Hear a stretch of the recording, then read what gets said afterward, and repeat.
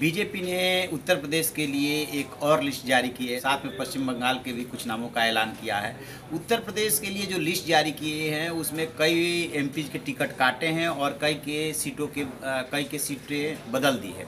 इसमें जो सबसे बड़े नाम हैं जिनके सीटों को लेकर के चर्चा हो रही है उसमें है सुल्तानपुर से वरुण गांधी और पीलीभीत से उनकी मां मेनका गांधी की सीटें बदल दी गई है। और वरुण गांधी अब पीलीभीत से चुनाव लड़ेंगे, जबकि उनकी मां मेनका गांधी वरुण की सीट सुल्तानपुर से चुनाव लड़ेंगी। इसके अलावा कानपुर से जो मुरली मनोहर जोशी के टिकट कटने की बात पहले ही आ गई थी, उन्होंने क्षेत्रवासियों के नाम जो है पत्र लिखा था, उसी से साफ हो गया था कि अब वो चुनाव नहीं लड़ेंगे। तो वहाँ पे सत्यदेव पचौरी नया नाम है, वो संघ से जुड़े बताए जाते हैं। आगरा से रमाशंकर कथेरिया जिनका टिकट कट गया था उनको इटावा भेजा गया चुनाव लड़ने के लिए।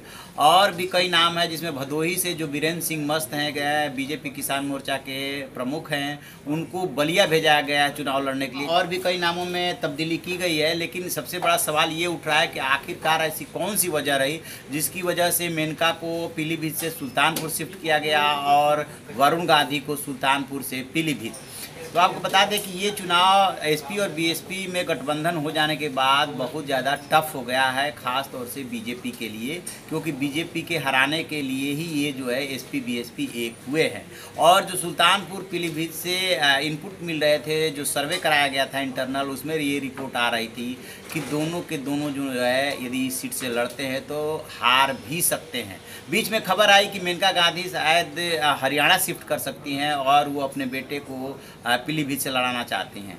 आपको बता दें कि जब वरुण गांधी ने चुनावी राजनीति में एंटर किया था तब वो पीलीभीत से ही पहला चुनाव लड़े थे 2009 में और वहां से सांसद चुने गए थे। जबकि सुल्तानपुर और अमेठी पहले एक ही सीट हुआ करती थी और उसमें 1977 में संजय गांधी वहां से पहला चुनाव लड़े थे लेकिन हार गए थे। लेकिन 1980 में जब वो दोबारा चुनाव लड़े तो वहां से जीते थे, लिहाजा एक तरह से उनकी परिवार की सीट मानी जाती है। तो ये माना गया कि जो सुल्तानपुर और पीलीभीत से यदि इनको सीटों की अदला बदली कर दी जाती है तो इनके जीतने के चांसेज बढ़ जाएंगे। सुल्तानपुर में मेनका गांधी का जो मुकाबला होगा वो डॉक्टर संजय सिंह से होगा, वहाँ के वो राज परिवार से हैं और उस क्षेत्र में काफ़ी पकड़ रखते हैं। तो ये जो माँ बेटे की सीटों की अदला बदली की गई है, इसके पीछे वजह यही है कि किसी तरह से एंटी इनकम्बेंसी फैक्टर को कम किया जाए, क्योंकि इन दोनों के ऊपर आरोप है। खास तौर से पीलीभीत में मेनका गांधी के खिलाफ जो पोस्टर लगे थे वो क्षेत्र में नहीं आती है, क्षेत्र के विकास के लिए उन्होंने काम नहीं किया है और लगातार कई बार से वहाँ से एमपी हैं, इसलिए जो है उसको एंटी इनकम्बेंसी फैक्टर को काटने के लिए उनको सुल्तानपुर शिफ्ट किया गया है। और चूँकि सुल्तानपुर में से और अमेठी जब एक सीट हुआ करती थी तब वहाँ से उनके पति चुनाव लड़ चुके हैं, इसलिए वो वास्ता देने की भी स्थिति में है। शायद यही वजह रही कि उन्हें ये लगा, पार्टी को ये लगा कि यदि सुल्तानपुर उनको शिफ्ट कर दे और पीलीभीत वरुण को, तो दोनों सीट बचा ले जाएंगे। ठीक इसी तरह से रमाशंकर कथेरिया का जो आगरा से टिकट काटा गया था और एसपी बघेल को टिकट दिया गया था, उसकी वजह ये बताई गई थी कि कथेरिया जिस समुदाय से आते हैं, आगरा में उनका वोट जो है बहुत कम है, इसलिए उनको जो है इटावा शिफ्ट किया गया। बीच में एक खबर थी कि कथेरिया से हाईकमान नाराज चल रहा है, लेकिन चूँकि वो बीजेपी के पुराने नेता हैं, संघ से जुड़े हुए हैं, इसलिए उनकी इस लॉयल्टी का ध्यान रखा गया और अब इटावा से चुनाव लड़ाया जा रहा है। रही बात कानपुर की, तो कानपुर में अपेक्षित था कि मुरली मनोहर जोशी चुनाव नहीं लड़ेंगे, तो पहले सतीश महाना का नाम लिया जा रहा था, लेकिन अल्टीमेटली जब वहाँ के नामों का ऐलान हुआ तो फिर सत्यदेव पचौरी का नाम आया।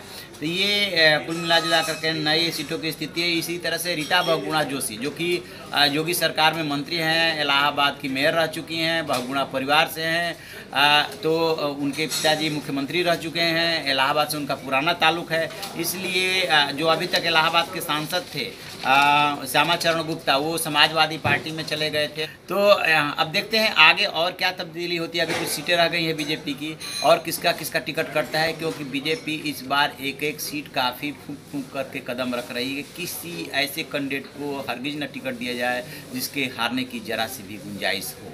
जो भी और आगे अपडेट होगा हम बताते रहेंगे। देखते रहिए हमारा डिजिटल चैनल इन खबर। Thank you.